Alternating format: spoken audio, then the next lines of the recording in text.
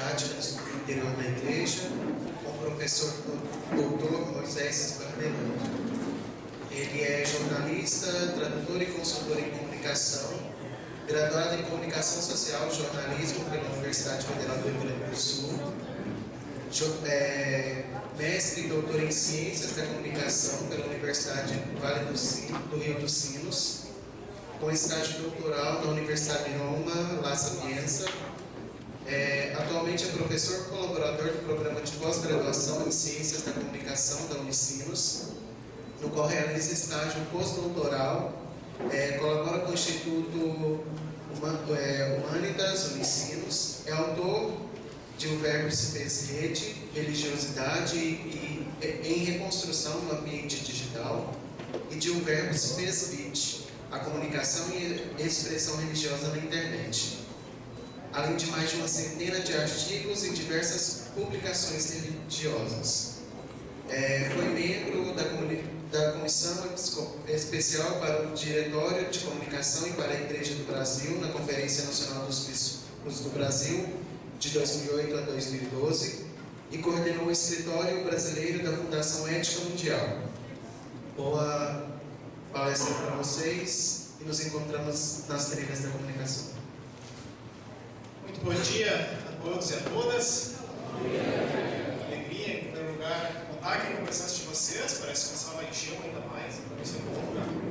Fico feliz com a escolha aqui da trilha.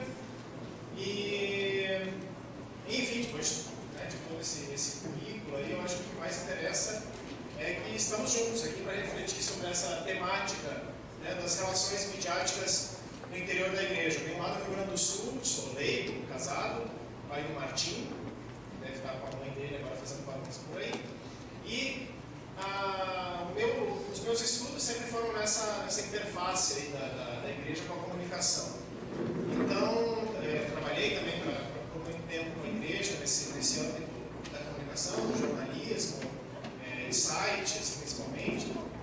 Então, agora compartilhar um pouco dessas experiências, eu espero também ajudá-los e ajudá-las a pensar as suas práticas, né? E acho que o tempo também vai nos permitir, no final, pelo menos abrir um primeiro momento de debate, já que a gente termina com o almoço, depois a gente só vai se reunir de novo às 2h30. Então a gente conversa aí depois se o cansaço vai estar grande ou se vai estar pouco, e a gente pode conversar um pouco mais no final. O que eu quero mostrar aqui um pouco é justamente esse desafio de ser mídia católica, né? De sermos mídias católicas nesse contexto de comunicação que a gente vem vivendo nesses últimos tempos, né? Eu acho que as conferências, todas elas, as falas que a gente já teve aqui no evento, nos ajudam a pensar um pouco nos desafios que estão em jogo nesse contexto atual da comunicação como um todo. E eu queria começar com uma frase que precisa nos deixar com a pulga atrás da orelha, né? A ponto do Papa Francisco, em uma exortação apostólica, quer dizer, um documento do magistério pontifício, sobre a santidade, então, quer dizer, uma temática que não tem vínculo direto com as questões da comunicação, mas num documento desse porte, o Papa Francisco escreve o seguinte no número 115, que é a última exortação, a penúltima, Gaudete Exultate, Alegrai-vos e Exultai. O que ele diz lá? Pode acontecer também que os cristãos façam parte de redes de violência verbal através da internet e vários fóruns ou espaços de intercâmbio digital. Mesmo nas mídias católicas, é possível ultrapassar os limites, tolerando-se a difamação e a calúnia e parecendo excluir qualquer ética e respeito pela fama alheia. Então, acho que uma frase dessas precisa nos levar a pensar, pelo menos, e a repensar o que nós, como católicos, estamos fazendo nos nossos processos de comunicação.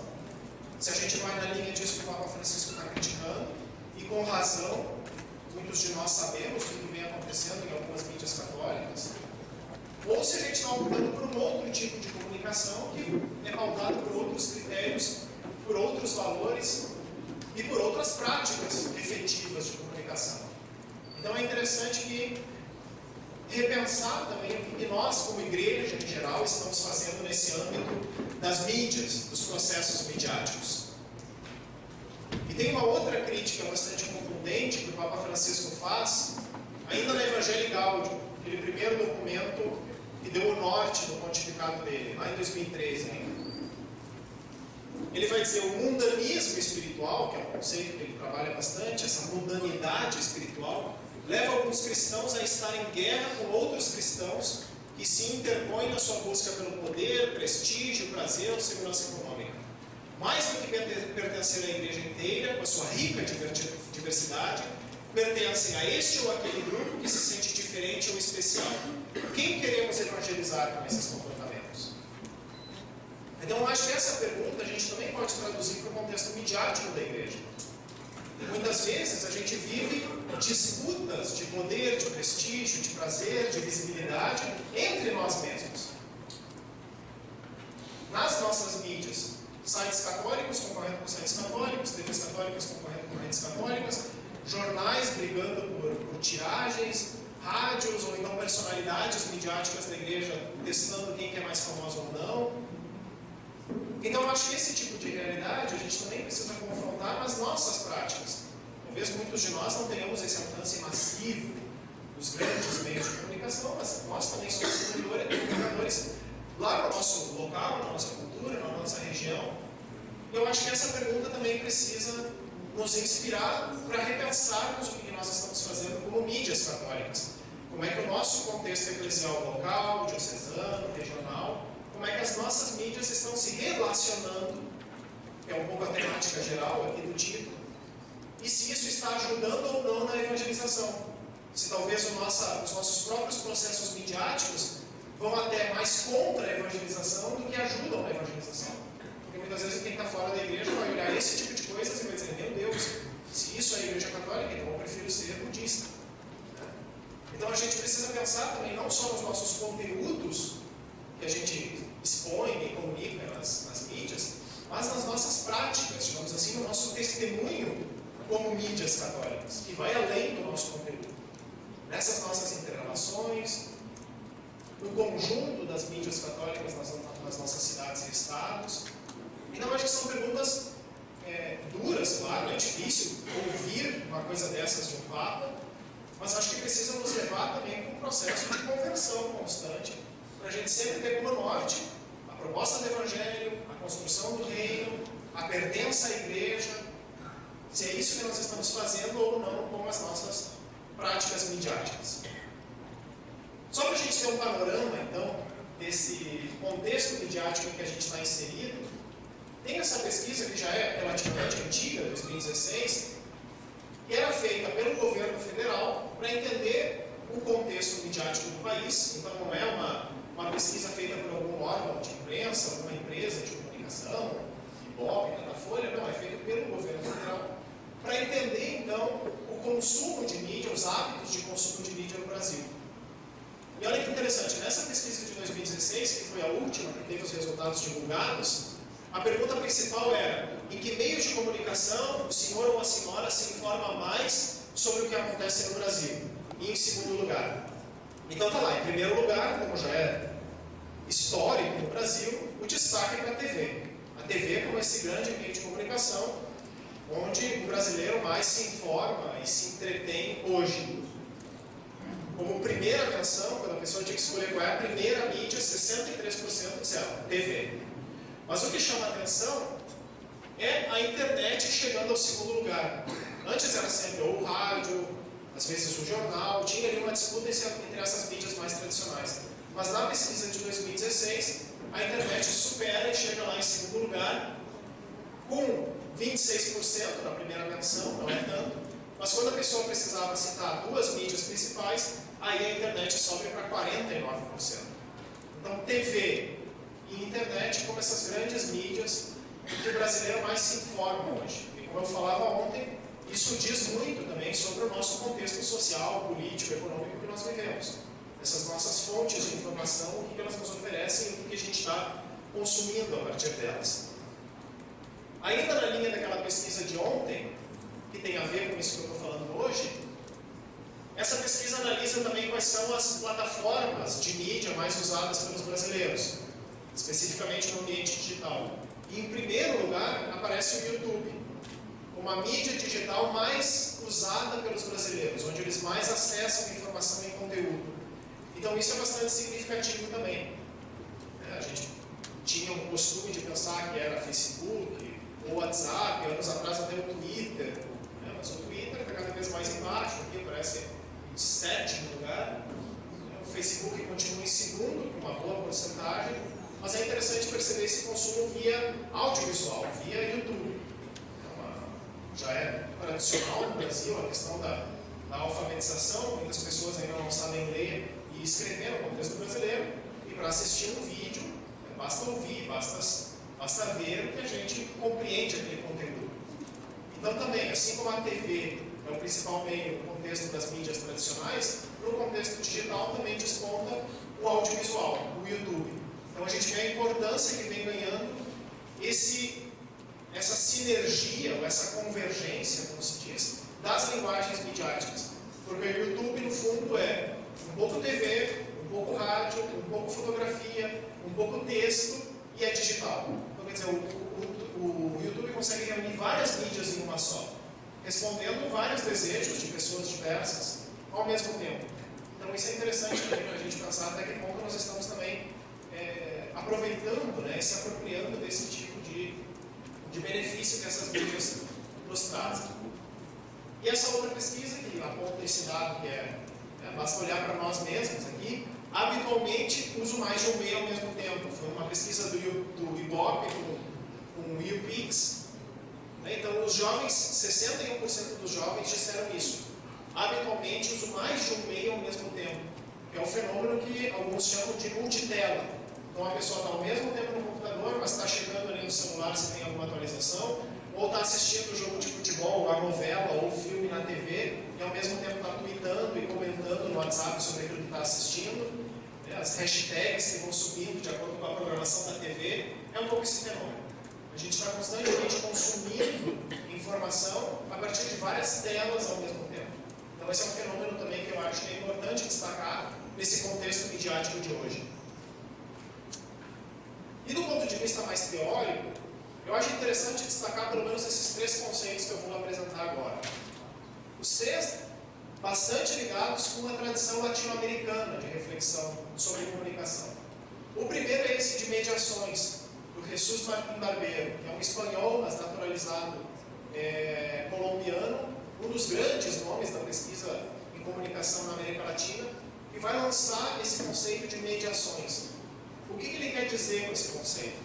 Historicamente, os estudos de comunicação se focavam muito no meio de comunicação, a TV, o rádio, o jornal, e sempre daquele ponto de vista que esse meio influenciava automaticamente a sociedade, manipulava automaticamente a sociedade. Mas o Martín Barbero vai dizer, não, peraí, tem um outro processo em jogo aí, que ele vai chamar de mediações. As mediações comunicacionais da cultura, ele vai dizer. Não significa que os meios de massa não tenham mais importância, mas esses meios, para chegar na cultura, eles são filtrados, digamos assim, por mediações.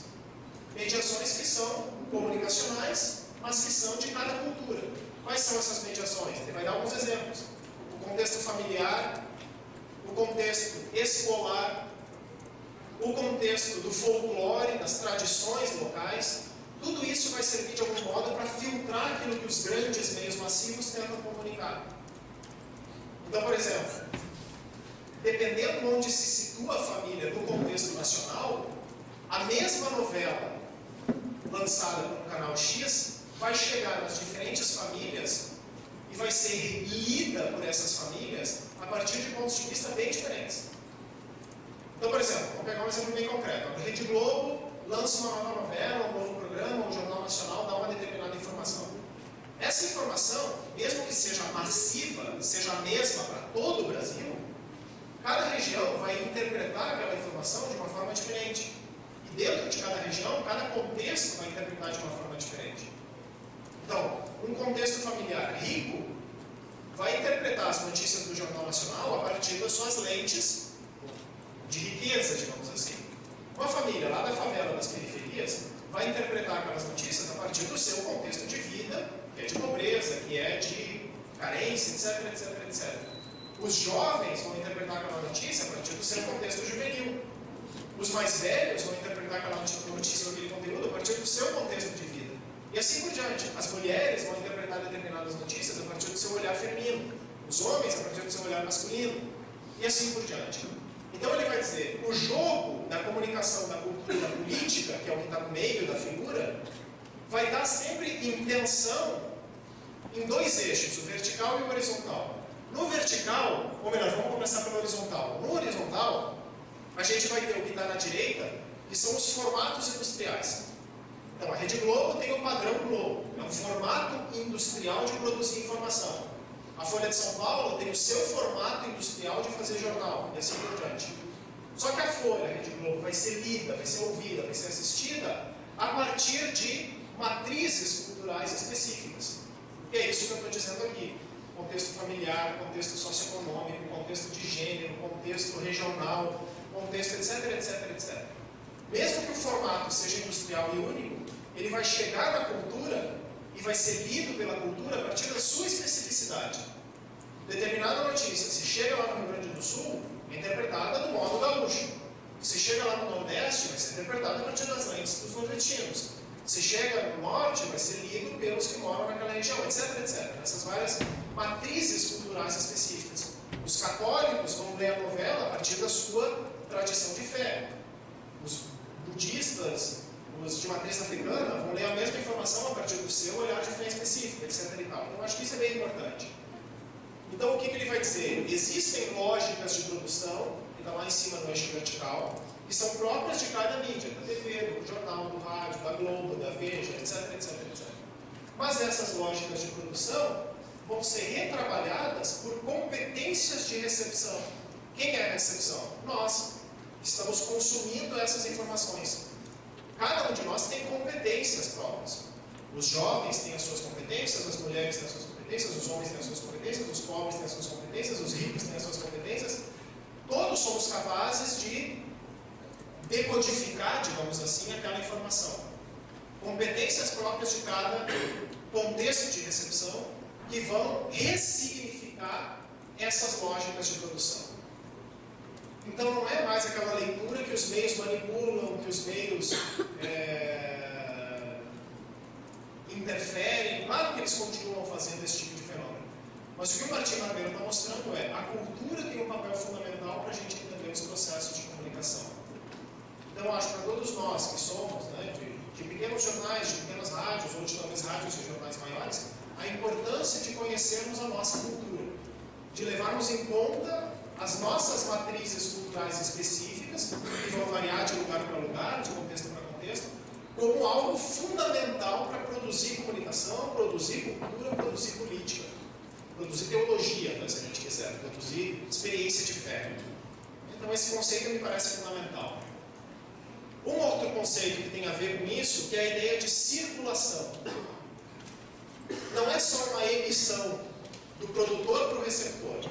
Hoje a gente está vivendo um contexto de comunicação extremamente complexo, em que os produtores continuam produzindo. A Rede Globo, a Veja, continuam tendo um papel de produtores, digamos assim. Mas eles precisam ser constantemente receptores.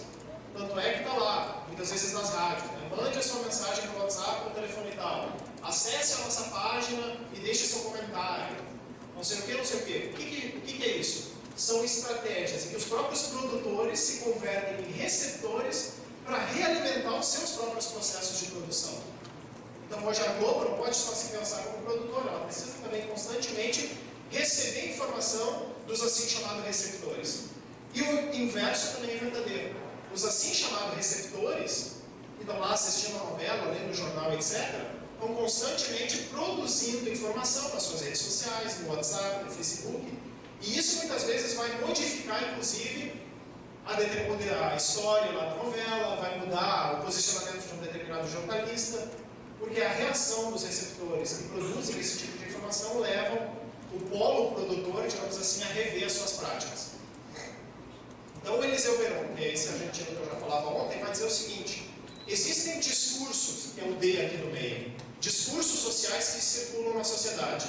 Informações, mensagens, conteúdos, é o discurso, que são produzidos de acordo com gramáticas de produção. Então pensem lá, o discurso do Papa, a telenovela, determinado determinado filme de Hollywood, seja o que for, pensado como discurso, ele sempre foi produzido por uma determinada gramática de produção. O discurso do Papa foi produzido dentro da gramática católica, da teologia católica, da linguagem católica.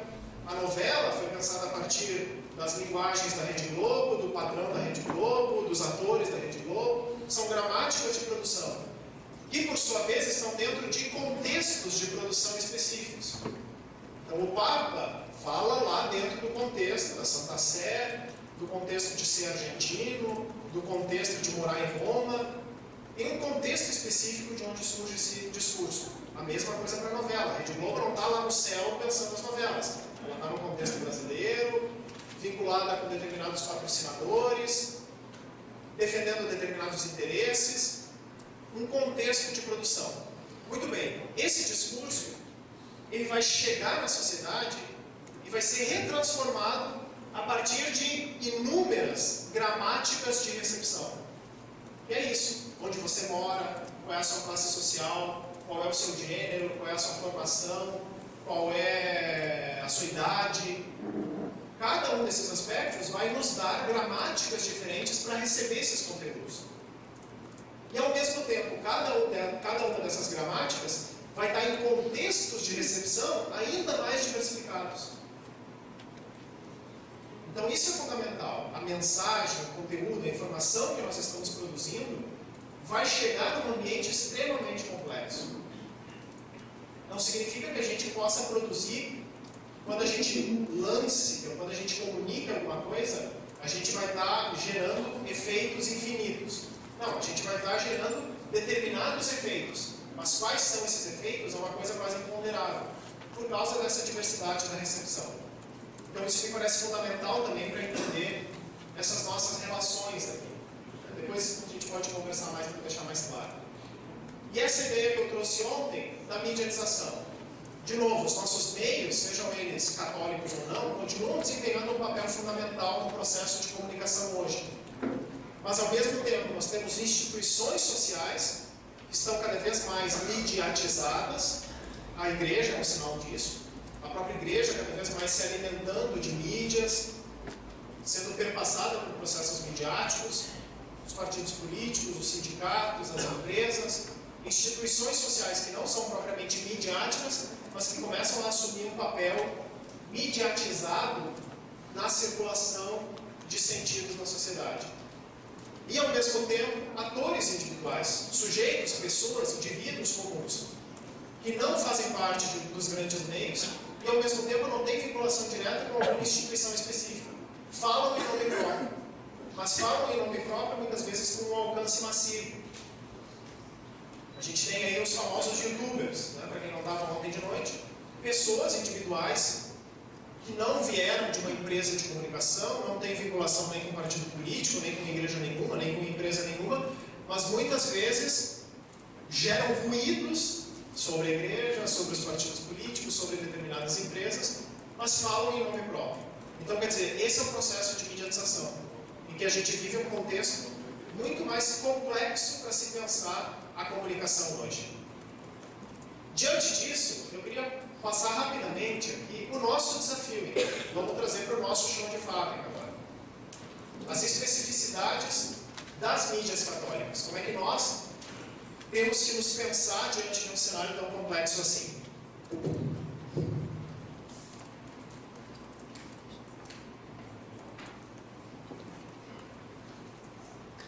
Olhar a garganta é importante. Então, uma primeira ideia é essa de nos pensarmos como mídias diversas. Cada um de nós vem de regiões diferentes, né? A gente tem praticamente todos os estados do Brasil representados aqui no Multicom. Quanta diversidade de cultura, de história, de tradições. Mas, ao mesmo tempo, nós temos algo que nos une, que é a nossa igreja, é a nossa fé, é o Evangelho. Então, essa ideia de unidade na diversidade, eu acho que é fundamental para a gente pensar as mídias católicas hoje. E aqui eu vou trazendo alguns elementos que o Papa Francisco nos propõe. Na Laudato Si, que é essa encíclica sobre a casa comum, sobre as questões ecológicas, o que ele vai dizer? Não tem nada a ver com comunicação, mas a gente pode fazer uma leitura comunicação disso aqui. para se resolver uma situação tão complexa como esta que enfrenta o mundo atual, não basta que cada um seja o melhor. Os indivíduos isolados podem perder a capacidade e a liberdade de vencer a lógica da razão instrumental e acabam por sucumbir ao consumismo sem ética, nem sentido social e ambiental. Aos problemas sociais, responde-se não com a mera soma de bens individuais, mas com redes comunitárias. Então, acho que isso é fundamental. Não basta cada mídia se achar melhor na sua área. Nas TVs, nos sites, nos jornais. Ouço voz.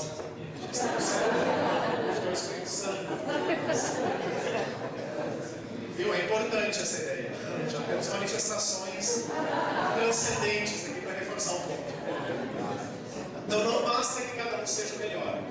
Essa construção de redes, como é que as nossas dioceses, os nossos regionais, as TVs católicas, as rádios católicas, os jornais católicos, como é que podem cada vez mais trabalhar em rede, respeitando as suas diversidades, suas práticas, seus contextos, mas trabalhar juntos. Afinal, nós estamos na mesma igreja, comungamos da mesma fé, então eu acho que isso é fundamental.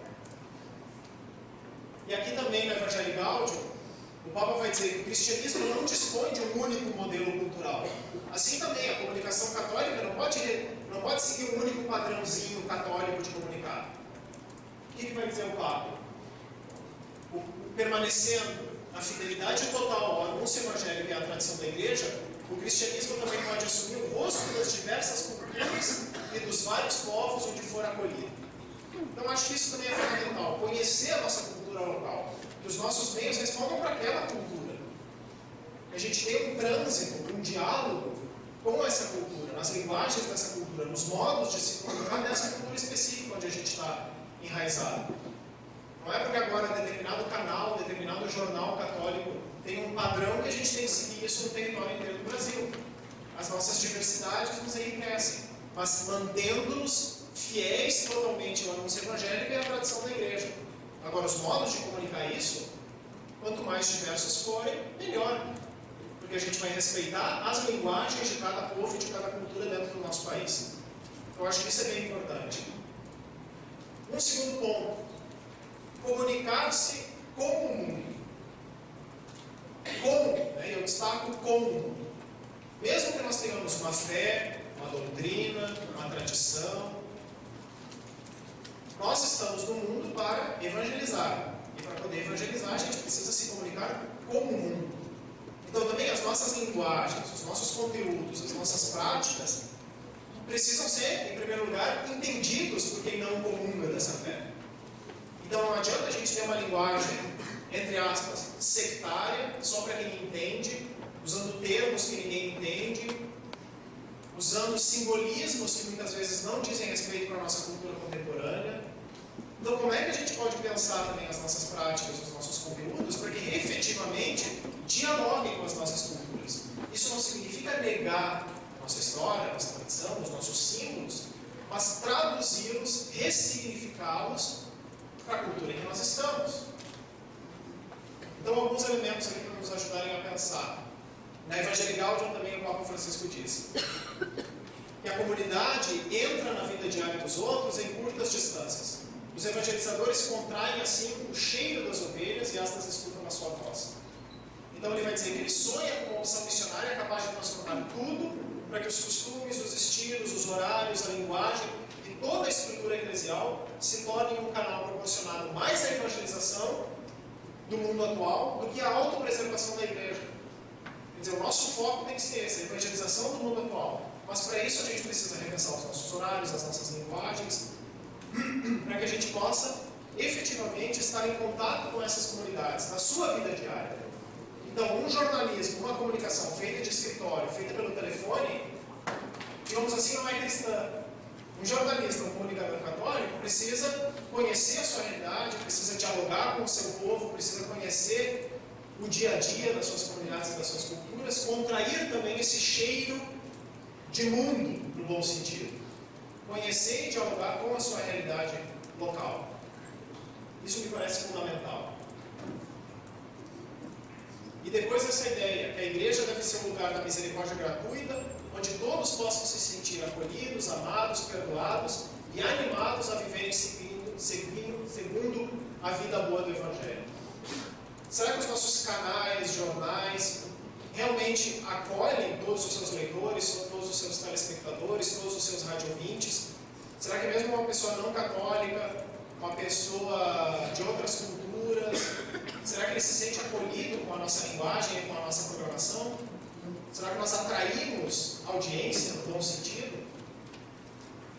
Ou será que nós, que nem eu falava ontem, falamos sempre para os mesmos, uma linguagem bem específica que nem todo mundo entende, falamos mais para dentro, nessa ideia da autopreservação, do que para fora, com o mundo, com a cultura? Então me parece que esses são elementos bem importantes.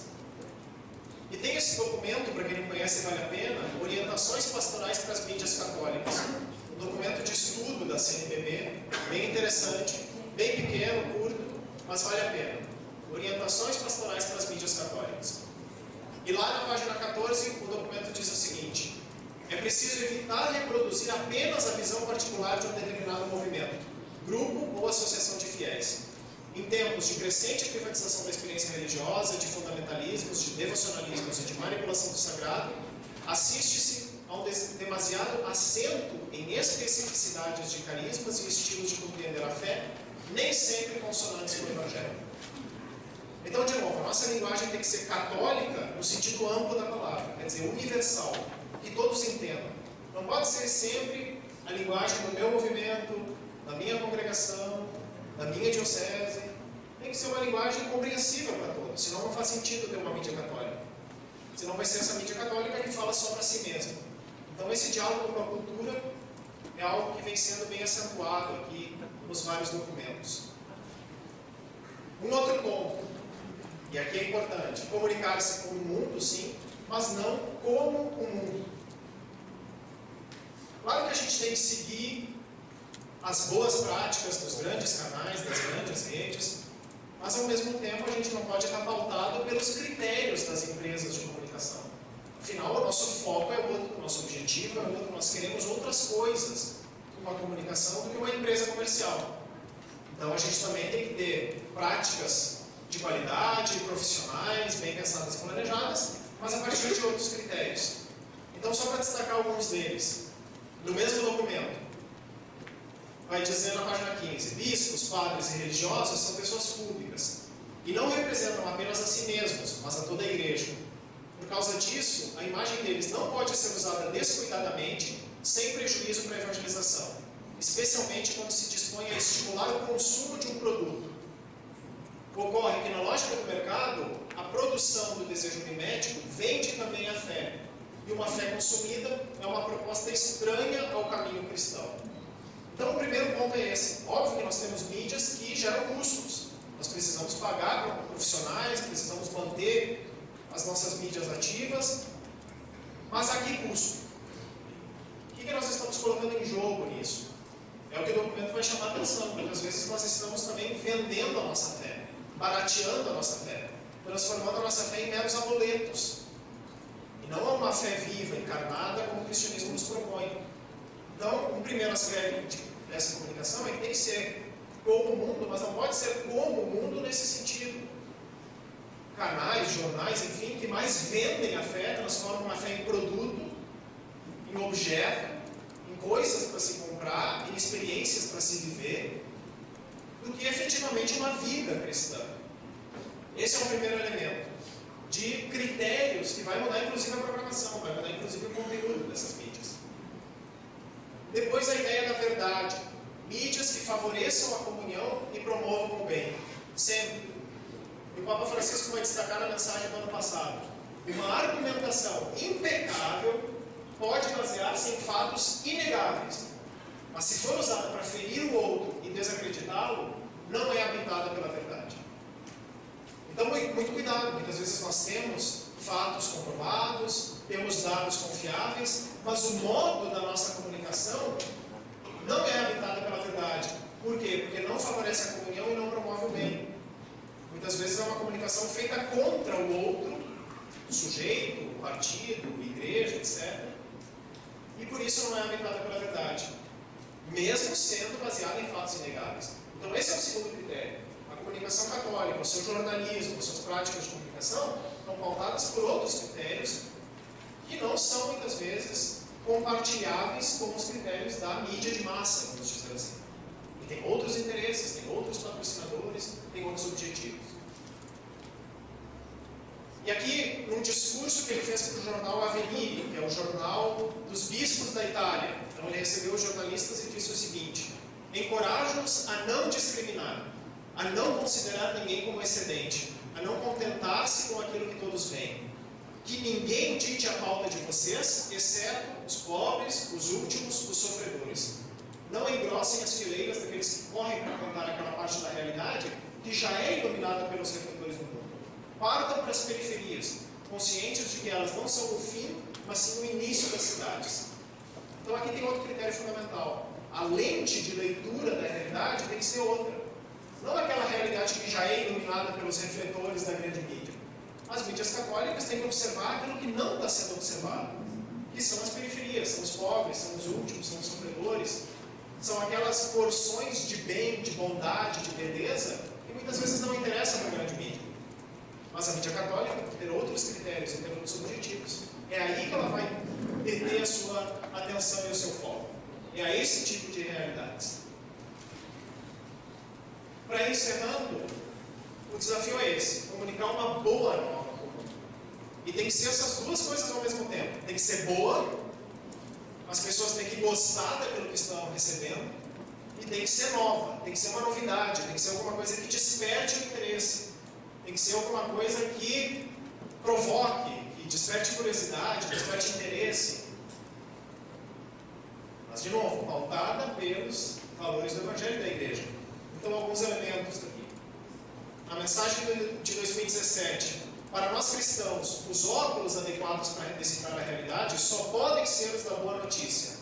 Partir da boa notícia por excelência, ou seja, o Evangelho.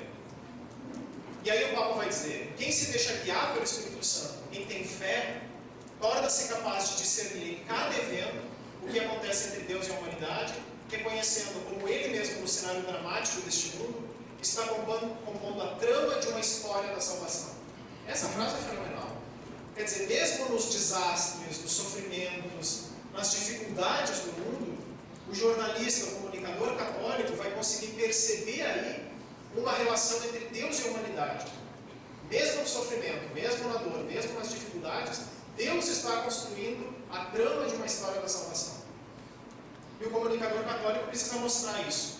Precisa oferecer esperança, precisa oferecer luz, precisa oferecer um horizonte mais amplo que vai além das politicagens terrenas, que vai além das negociatas. Quer dizer, no fundo é esse olhar da história da salvação, mesmo nas dificuldades. E por isso a comunicação tem que ser boa, tem que ser nova, tem que mostrar que não. Tem esperança, tem a ressurreição lá na frente, mesmo que a cruz seja aquilo que a gente vive no nosso cotidiano. É um desafio, não tem receita de bolo, né? Não tem um manual de comunicação da boa nova. De novo, é o desafio de cada um de nós, na sua cultura, no seu cotidiano, na sua prática local. Mas eu acho que esse é o horizonte fundamental. O diretório de comunicação, de novo, destaca o serviço aos pobres, a defesa da vida e dos direitos dos mais vulneráveis e excluídos, a denúncia das intoleráveis desigualdades sociais e econômicas, como missão essencial das mídias católicas. Então vejam, é uma preocupação do Papa, do ponto de vista mundial, e dos bispos brasileiros, diante da nossa realidade. Tem que ser essa leitura, partir do Evangelho, mas partir também do povo, da carne do pobre. Vai dizer o Papa que os pobres são a carne de Cristo. Então é aí que a gente tem que voltar o nosso olhar. E não só pobres do ponto de vista financeiro e econômico. As várias pobrezas da humanidade de hoje são muitas, de muitos níveis. Então acho que esse tem que ser um foco fundamental, oferecer esperança para essas pessoas. E já foi falado ontem por Dom Paul, que eu acho que um pobre fundamental que está sacudindo a nossa realidade é a Amazônia. E com a igreja buscando celebrar esse sínodo, eu acho que é fundamental que as nossas mídias, todas elas, se detenham para a reflexão dessa temática e para conhecer também essa realidade. Nesse documento das orientações, diz lá: constata-se um grande silêncio midiático a respeito da crescente violência, perseguição e criminalização de lideranças camponesas indígenas e de entidades que defendem os direitos humanos na região da Amazônia. Conscientes do compromisso da Igreja com essa realidade, as mídias católicas devem se empenhar em dar mais visibilidade a essa realidade. Então, me parece que é fundamental, num ano que se celebra um sínodo sobre a Amazônia. A gente sabe que vai ter muitas dificuldades do ponto de vista político, do ponto de vista social, mas eu acho que as mídias católicas têm que ser proféticas também nesse sentido. Ajudar a refletir sobre algo que nos pertence, que faz parte da nossa cultura, como o Brasil. Por fim, comunicar com a vida de cada um de nós como pessoas, mas a vida das nossas instituições.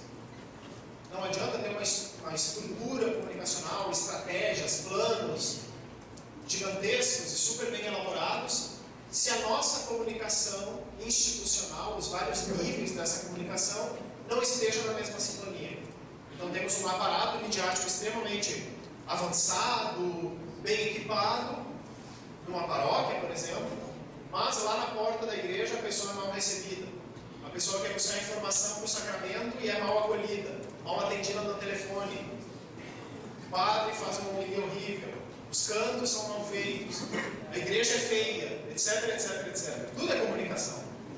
Então pensar a comunicação também para além das mídias, o nosso testemunho pessoal, mas também o testemunho das nossas instituições, da nossa arquitetura, do nosso jeito de ser, que também é comunicação, mesmo não sendo midiática. Que é o que o diretório chama a atenção. O comunicador católico é chamado a viver na coerência entre o anúncio da verdade da palavra e a vida pessoal. Então, o comunicador católico tem que se diferenciar porque ele tem um estilo pessoal e institucional de se comunicar.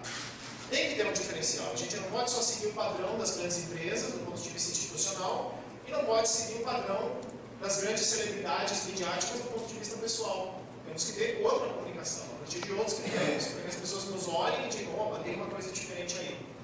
Mesmo que a gente não esteja falando de fé, a gente está falando de política, a gente está falando de moda, a gente está falando de futebol, a gente está falando de...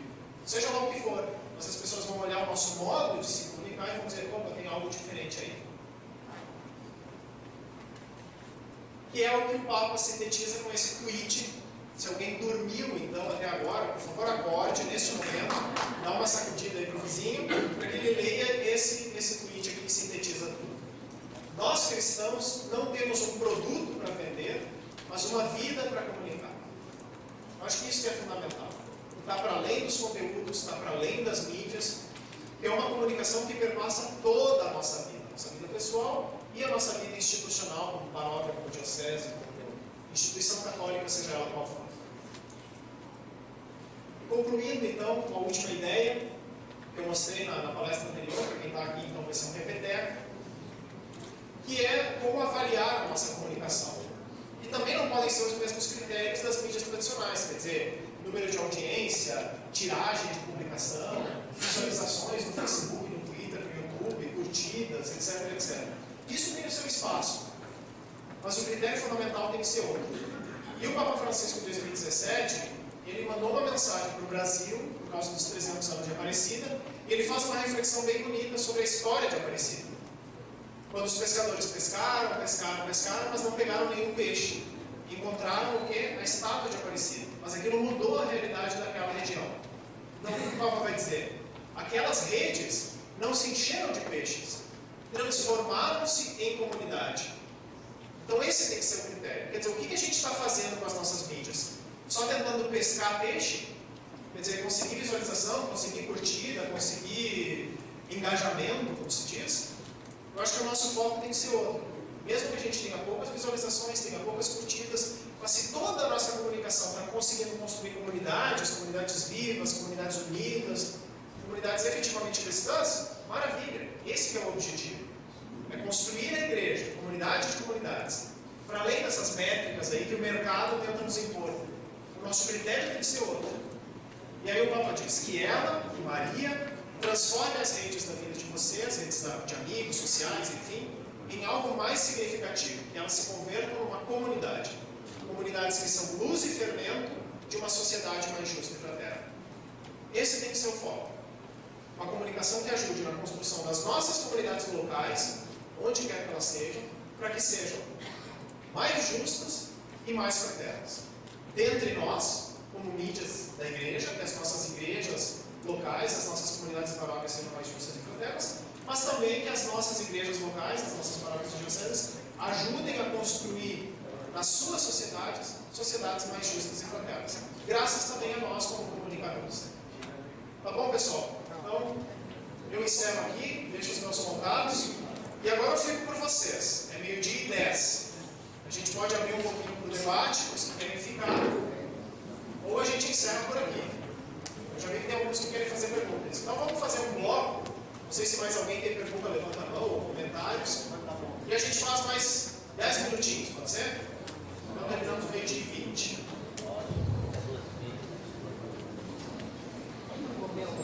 Eu sou o Padre Almeida, Fortaleza, Ceará. A minha preocupação, antes de vir para cá, em outros encontros passados, era esta. Hoje já temos 5.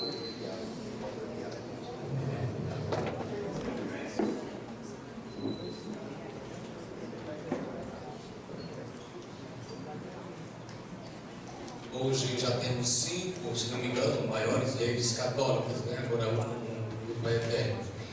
E cada uma com sua graça, etc. De outro lado, a gente, por exemplo, a igreja, sem comparar, mas a gente precisa ser estratégico. Jesus dizia que nós precisamos ser luz, sal, e temos que ter uma estratégia para não deixar se levar pelo veneno, né? Mas então, a Universal, pela Record, a Record chega a assessorar a Universal em todos as suas bases, né? A gente sabe disso. Nós temos essas 5 redes, então tinha 2 coisas para colocar. Primeiro, como é que a CNBB podia assessorar melhor as redes católicas como sinal de unidade? Não para impor como deve funcionar, não, mas que estratégias teria em comum para ajudar o Brasil todo na evangelização? As paróquias, no caso, a gente tem uma maneira de caminhar, etc. Então, como é que essas televisões podiam ajudar nós, cada um de nós? Era essa um pouco a questão, né? E criar estratégias.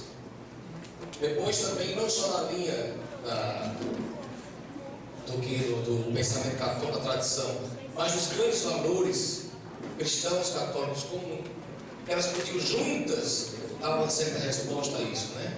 Aquilo que você dizia, o Papa também vai repetindo aí, a gente tem a tendência às vezes a se dispersar, a criar o melhor, mas nós vamos estrategicamente, se cremos em Jesus como vivo, mas como é que ele pode nos ajudar através da tecnologia, através das redes hoje, no âmbito mais de comunhão entre nós. E era isso. Se a CNBB também já tem uma assessoria essas redes, ou se essas redes estão procurando a CNBB para ajudar, cada um está na sua ainda.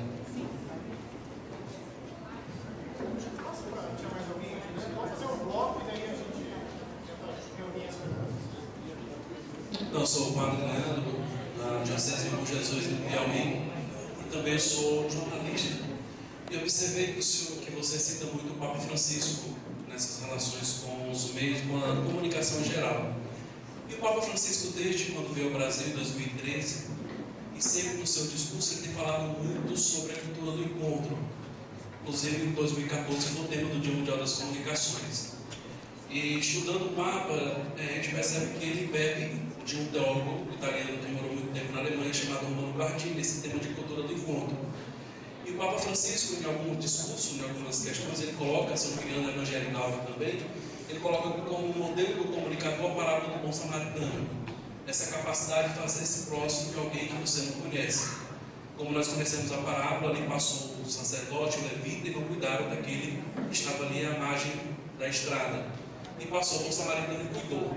E o próprio Papa diz que a igreja deve ser uma igreja de portas abertas e não fiscais na fé. Nesse sentido, a gente pensa que tem um conceito de proximidade, uma relação de acolhida com essas pessoas que vêm à nossa igreja. E aí eu pergunto, como a igreja, com os meios de comunicação, como ela pode fazer uma comunicação que promova realmente uma cultura autêntica do encontro? Como nós podemos promover essa comunicação verdadeira dentro da igreja? E também quais são as nossas falhas que nós cometemos e fazemos com que as pessoas que vêm à nossa igreja, muitas vezes nós rotulamos, nós julgamos aquela pessoa que talvez volta depois de alguma situação, nós dizemos: veja aquela pessoa está voltando para a igreja querendo ser santo. Então, às vezes, nossa linguagem, a maneira como nós nos relacionamos, às vezes, atrapalha muito. Então, nesse ponto, a pergunta principal é essa: como a comunicação pode ajudar a todos nós que somos comunicadores a promover essa autêntica comunicação do encontro que o Papa Francisco deixa para todos nós como modelo a parábola do bom samaritano?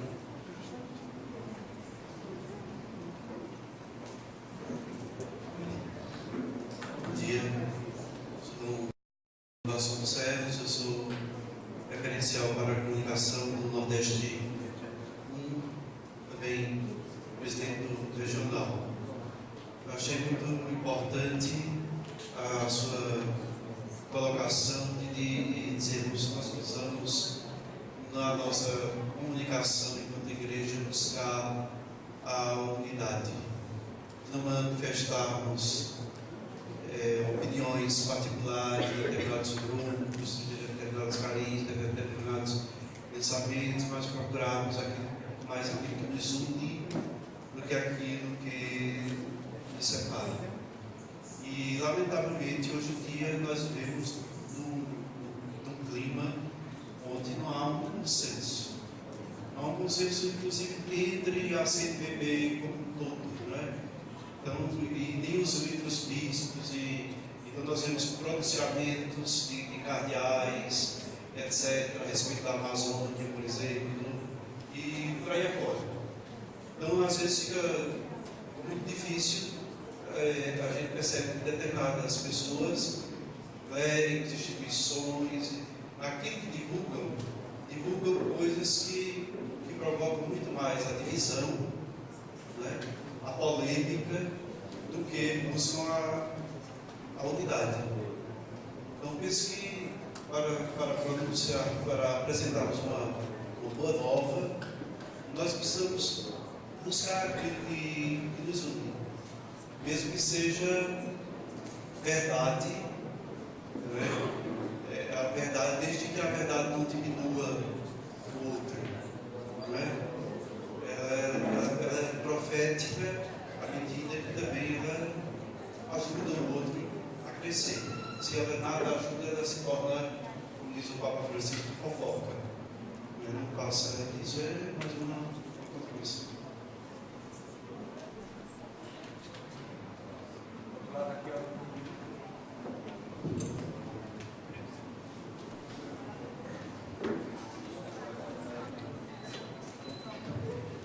Eu sou Rosa, sou da Diocese de Santarém, no Pará, da Pastoral da Comunicação, também professora na área do curso de jornalismo.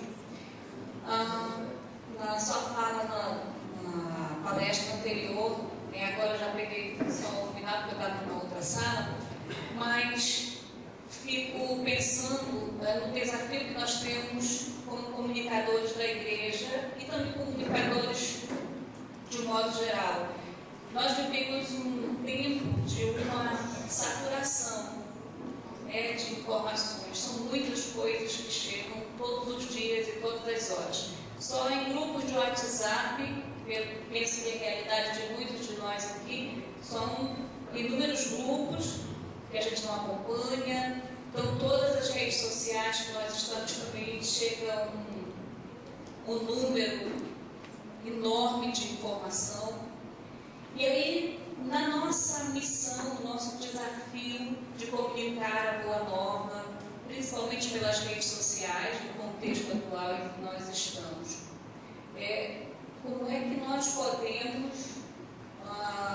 pelo menos, viver esse desafio e ter uma forma de conduzir essa divulgação da boa nova, tentando driblar esse mundo tão saturado de informações. Isso sem falar das informações falsas que nós estamos aí cheios também na sociedade. Então, eu penso que é um desafio muito grande para todos nós, toda a sociedade. São muitas informações que chegam, como é que essa comunicação da Boa Nova pode entrar nesse mundo aí? Um desafio.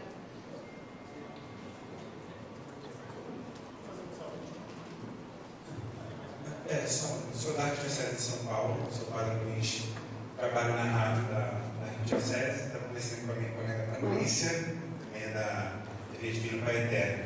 Você falava sobre a tênue, né, diferença entre você comunicar no mundo e não comunicar como ele. Mas aí a gente estava conversando sobre um drama, tanto eu quanto ela a gente vive. Trabalhamos com captação de recursos, porque toda a rede precisa sobreviver.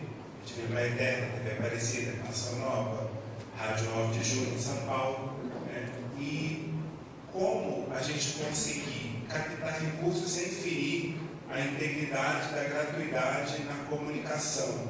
Uma vez que a minha rádio ela tem operadores de mesa, produtores que precisam sobreviver também, depende daquele trabalho para isso.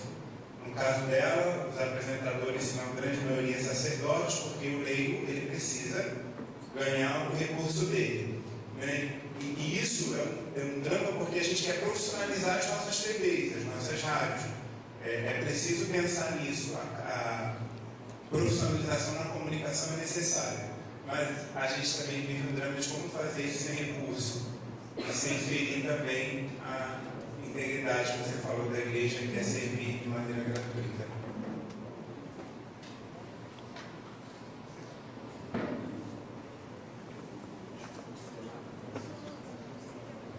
Tinha mais uma pergunta? Pode sintetizar bem rapidinho, então? Tá, então vamos encerrar, porque senão alguns vão querer me matar aqui hoje.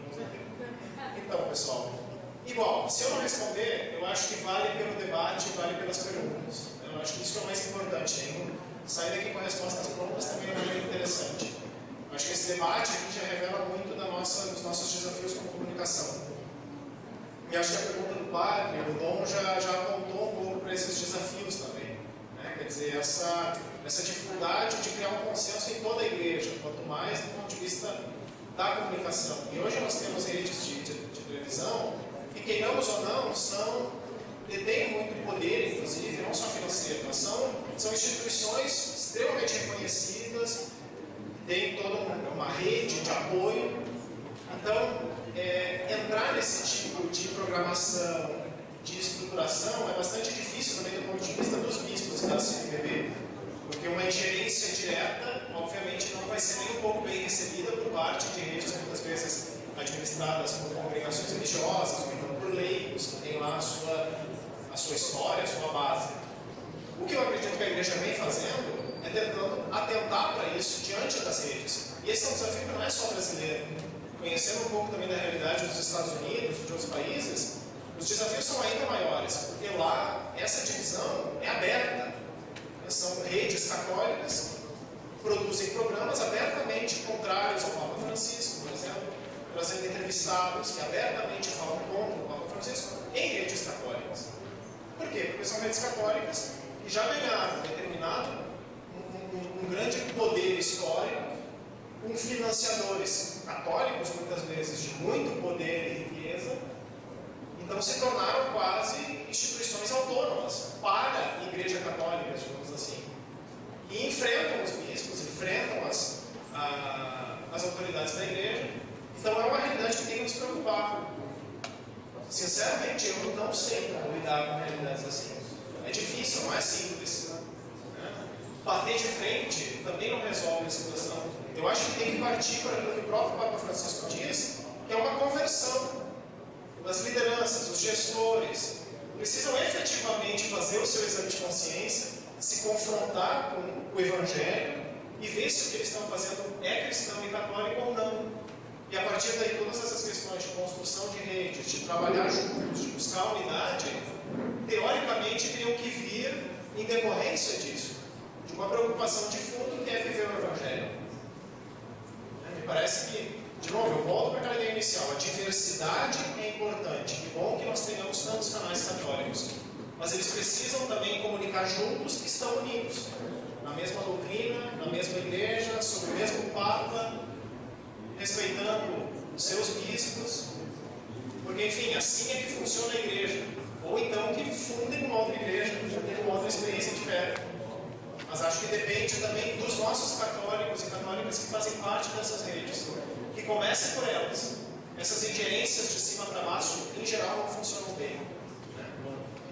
E isso tem a ver com isso que o padre dizia, quer dizer, isso afeta a liturgia, né? Às vezes padrões litúrgicos que começam a ser repetidos automaticamente em regiões que não faz sentido. A questão do dízimo, né? Afeta os bolsos das regiões e das dioceses, porque o dinheiro vai sendo centralizado em outras regiões. Então, quer dizer, tudo isso tem que passar pela nossa reflexão. Então, encontros como esse já são bons sinais, quer dizer, pelo menos a gente joga isso sobre a mesa. Olha aqui, pessoal, isso aqui é tema de debate. Talvez a gente tenha que fazer agora um encontro de gestores católicos de comunicação. E vamos botar sobre a mesa os temas, vamos conversar, vamos refletir juntos sobre o que nós, como mídias católicas, estamos fazendo. Levar o piloto automático não é legal, porque a gente vai se distanciando, vai cada um na sua, né, buscando seus caminhos próprios e perdendo essa unidade que é fundamental. Isso tem a ver também com o que o padre perguntava da cultura do encontro.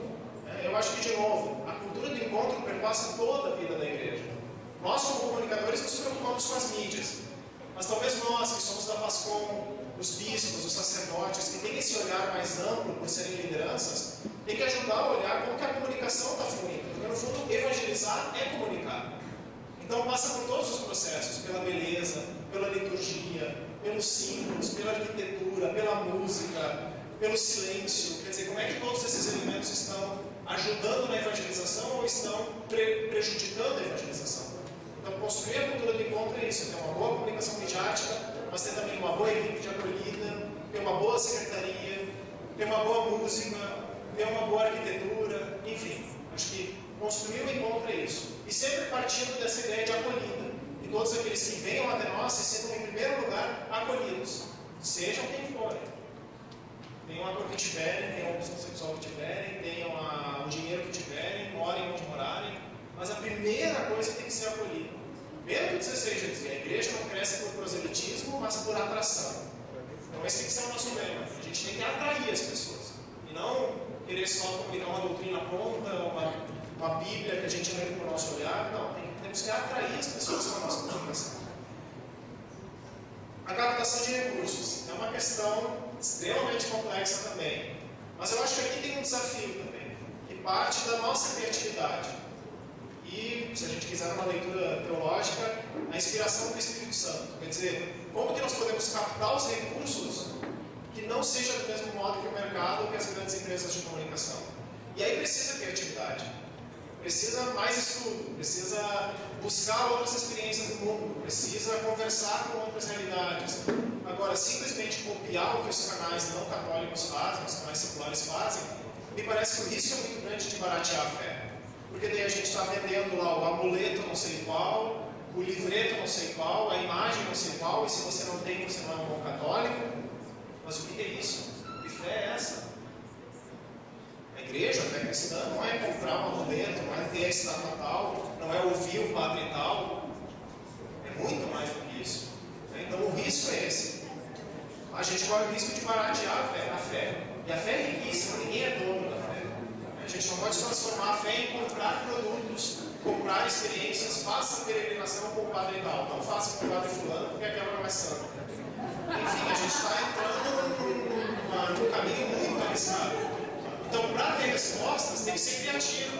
Vamos ver outras experiências, vamos ver outras igrejas, inclusive, cristãs que fazem coisas de acordo com o Evangelho. Talvez não as pentecostais, mas outras igrejas cristãs mais tradicionais, né, formas, talvez até comunitárias de captação de recursos. Talvez a gente não vai captar tanto recurso, mas vai captar o necessário. Vamos buscar doadores anônimos que queiram doar sem aparecer, porque às vezes tem o risco de doadores quererem aparecer e modificar lá a programação. Enfim, não tem resposta pronta. Eu acho que o desafio é esse, né? Não baratear a fé. Ao mesmo tempo que a gente precisa se manter e o dinheiro é importante, a gente não pode transformar o nosso dinheiro, o nosso trabalho em buscar dinheiro, porque daí a gente está perdendo o foco. Se a nossa mídia católica vive para captar dinheiro, então é porque alguma coisa está errada. Aí sim a gente está se transformando em mercado mesmo, né? Vende para poder arrecadar dinheiro, e arrecada dinheiro para poder vender e manter a máquina funcionando. Bom, então aí é melhor fechar, vamos contribuir de outro modo. Eu acho que tem que ter um critério claro. Ou a gente segue o Evangelho, é cristão e membro da Igreja Católica, ou a gente está fazendo outra coisa. Então vamos, digamos assim, ser humildes e reconhecer que, ok, nós somos, sei lá, simpatizantes do catolicismo, mas não nos dizemos mídia católica. Chame como quiser. Agora, para ser uma mídia católica, tem que ter uma certa radicalidade, que é o que o Evangelho nos pede. É muito fácil eu falar isso, né? Eu sei que não é difícil para quem está na frente, lá no chão de fábrica, quem está botando a mão na massa. Mas acho que é um desafio significativo, é importante, e aí a gente pode contar primeiro com a inspiração do Espírito Santo e depois com a nossa criatividade. Vamos buscar, vamos estudar, vamos confrontar ideias. Mas acho que isso que vocês falaram é fundamental, né? E eu falo aqui como leigo. Quer dizer, a gente precisa viver, né? A gente não tem uma congregação atrás de nós, a gente não tem uma diocese atrás de nós, a gente precisa sustentar as nossas famílias, os nossos filhos, enfim. Então acho que esse papel do profissional da comunicação é fundamental. Não baratear a fé e não achar que a comunicação é qualquer coisa. Então a gente está aí numa corda bambíssima, se existe um termo, né? Não é fácil, é o nosso desafio. Mas eu acho que, de novo, voltando para as raízes da fé, voltando para as nossas culturas locais, conhecendo a realidade, eu acho que a gente encontra bons caminhos. Tá bom, pessoal? Não foram respostas, foram reflexões para ajudarem. Obrigado.